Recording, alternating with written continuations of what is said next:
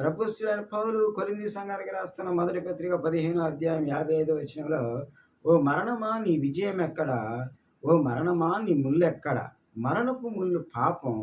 మొదటి మనుష్యుడైన ఆదాము వలన పాపం వచ్చి దాని ద్వారా మరణము సంభవించి అందరికీ సంప్రాప్తమైనట్లు క్రీస్తు ద్వారా పాపమును జయించి పునరుద్ధానపు శక్తియు కలిగెను. మరణపు ముళ్ళును జయించి లేచినది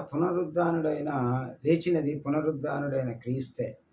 ఏమండి, యేసు ప్రభు వారు సజీవుడిగా లేచిన తర్వాత, తిరిగి లేచిన తర్వాత, పునరుద్ధానుడై లేచిన తర్వాత అడుగుతున్న మాట, మరణమా నీ ముళ్ళు ఎక్కడ?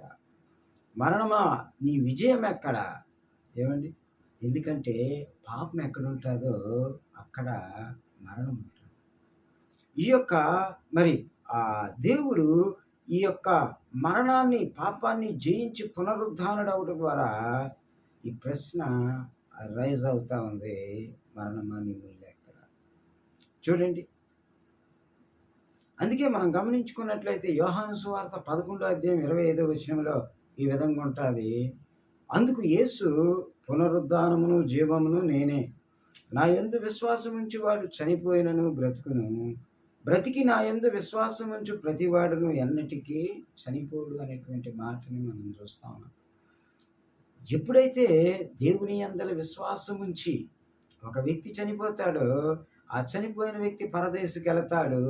తర్వాత తీర్పు దినం ముగిసిన తర్వాత పరలోకానికి వెళ్తాడు. క్రీస్తునందు ప్రియులారా, ఈ యొక్క దేవుని యొక్క ప్రతి మాటకి కూడా భూమి మీద అనేక ఆధారాలు ఉన్నాయి.